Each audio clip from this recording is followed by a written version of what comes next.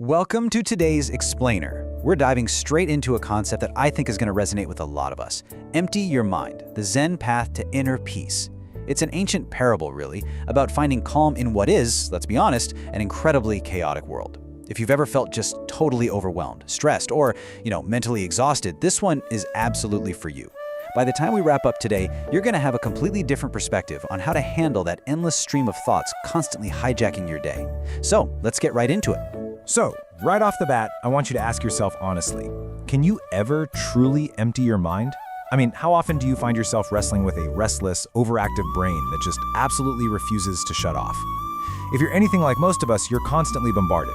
You've got your endless to-do list, you're replaying some awkward conversation from yesterday, or you're stressing over what's going to happen tomorrow. It honestly feels like there's just relentless noise up there. Now, it feels like a very modern problem, right? But as we'll see from the story we're exploring today, it's actually a super ancient one. It seems we're always bouncing between these two extremes. On one hand, you've got the cluttered mind. You know the feeling. Restless, endlessly analyzing, obsessing over the past and the future. It's that exact feeling when you're just staring at a blinking cursor or doom scrolling at 2 a.m. On the other hand, there's the inner peace we are actually craving. Tranquility, clarity, grounded presence. And that brings us to the main character of our story, a young guy named Hiro. Hiro lived in this quiet village, nestled among rolling hills. But ironically, his mind was so incredibly cluttered with racing thoughts that he literally couldn't find a moment's peace. Well, Hiro finally hits a breaking point. He realizes he just can't keep living with this mental exhaustion, so he decides to do something about it. He hears rumors of a renowned Zen master, a guy said to possess the ultimate secret to finding true inner peace. But here's the catch. This master didn't exactly live down the street. Hiro had to pack up and embark on days of grueling, arduous travel. He left the comfort of his rolling hills to scale this distant, totally unforgiving mountain peak. I mean, just imagine his physical exhaustion stacking right on top of his mental exhaustion.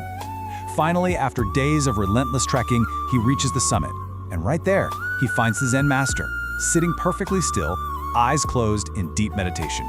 So Hiro approaches the meditating master, bows respectfully, and practically begs him. He says, "I have come seeking your guidance. My mind is completely restless and I yearn for inner peace. Can you teach me how to empty my mind?"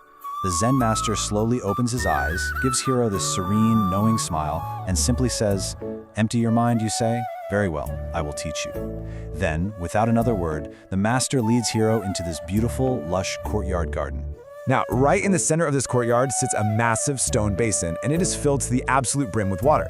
The master picks up a ladle, dips it into the basin, and pours a little water into a much smaller, completely empty bowl. Then, he turns to Hiro and gives him what sounds like a completely absurd set of instructions. Step 1, scoop from the giant basin. Step 2, pour it into the tiny bowl. Step 3, do not spill a single drop. The master looks right at him and says, "You must transfer all the water from the basin to the smaller bowl without spilling anything."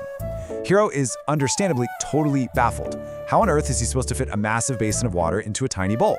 But he's desperate for that inner peace, so he agrees to the challenge. Okay, let's take a quick step back here. Because this challenge, it's a pretty brilliant metaphor for our own internal struggles. Think about it. That giant stone basin represents our massive, cluttered, restless thoughts. It's all that overwhelming cognitive load and the daily worries we constantly carry around. The small bowl, on the other hand, represents the singularity of the present moment. Our conscious awareness can really only hold so much at any given second, right? So Hiro's essentially being asked to take his massive, overwhelming reality and filter it perfectly into the tiny, constrained space of the now. So, Hiro rolls up his sleeves and gets to work. For hours, he is diligently scooping and pouring. He is trying so incredibly hard, practically trying to force the water into the bowl. But guess what his progress looks like? Zero. Literally zero. No matter how hard he grinds at it, the giant basin just stays completely full. I mean, it's like trying to drain the ocean with a teaspoon. Naturally, this massive frustration starts creeping in, and ironically, his mind starts racing even more than it did back in his village. He's literally failing at the exact task that was supposed to bring him peace. Meanwhile, the Zen master has been watching Hiro's frantic, stressed-out struggle, and with a really compassionate look, he walks over, gently places a hand on Hiro's shoulder, and says, "Hiro, my dear student, you are trying so hard to empty the basin, but you have forgotten the first and absolutely most crucial step. To empty the basin, you must first empty your mind." And boom, that brings us to a massive roadblock. Hiro just stares at the master, completely bewildered, and asks the obvious question, "Master, how do I empty my mind?" And honestly, I bet that is the exact same thing you're wondering right now. It's so easy for someone to just say, "Hey, clear your head," right? But when we are actually deep in the trenches of stress, anxiety, or frustration, how in the world do we actually do that? Like, what are the actual mechanics of emptying your mind? Well, the master answers with absolute clarity, giving him a really practical roadmap. First, he says, let go of your worries. Next, let go of your fears. Then, you need to let go of your attachments. And by attachments, he means that obsessive fixation on the end goal of finishing the whole basin. Instead, the master tells Hiro to focus only on the task at hand. Just scoop. Be fully present in this exact moment, and the rest is going to naturally follow. Basically, he's telling Hiro stop fighting the process and start actually living inside of it. So pay attention, because what happens next is the real game changer. Hiro takes a long, deep breath. He actively lets go of all that building frustration. He stops trying to force the basin to empty, and instead, he zooms his focus all the way in on just one individual scoop of water. He actually starts savoring the experience. He listens to the sound of the water splashing. He feels the weight of the ladle in his hand. And by doing this, he slips right into a flow state. Suddenly, that massive cognitive load just evaporates. His mind becomes totally clear, and his movements become entirely effortless. He isn't worrying about an hour ago or an hour from now. He is just perfectly aligned with his present task.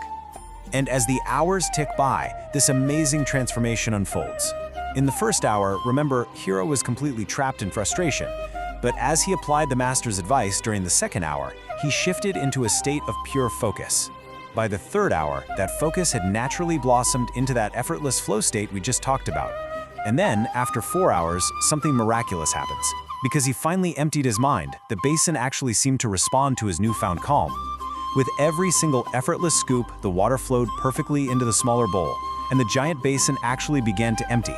Until finally, he poured the very last drop in. Miraculous success. Hiro looks up at the Zen master, just absolutely amazed and completely full of gratitude. The master looks back and drops this profound piece of wisdom. He says, when you empty your mind, you allow the universe to flow through you. You become one with the task at hand, and everything falls into place. And that's exactly it.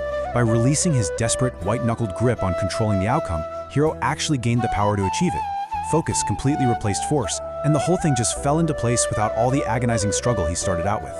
So Hiro walks away that day with a huge realization. True peace and clarity had actually resided within him all along. He didn't need some secret magical spell from the master, and he didn't need an easier task. He just needed to shift his own internal state. From that day on, Hiro carried that wisdom with him everywhere. Whenever his mind would start racing again, he knew exactly how to snap back to the present moment. He knew how to zoom in and just focus on the single scoop in front of him. So, as we wrap up, I want to leave you with this final, really important question to chew on today. What basin are you trying to empty right now with a cluttered mind? Seriously, what massive, frustrating task in your life are you trying to just brute force your way through, all while carrying the heavy weight of yesterday's worries and tomorrow's fears? Just remember Hiro's journey. Remember that you absolutely already possess the tools to overcome an overactive mind. You just need to let go, focus on the single scoop of water right in front of you, and let the process flow. Thank you so much for hanging out with me for this explainer, and I really hope you can carry a bit of this wisdom into the rest of your week.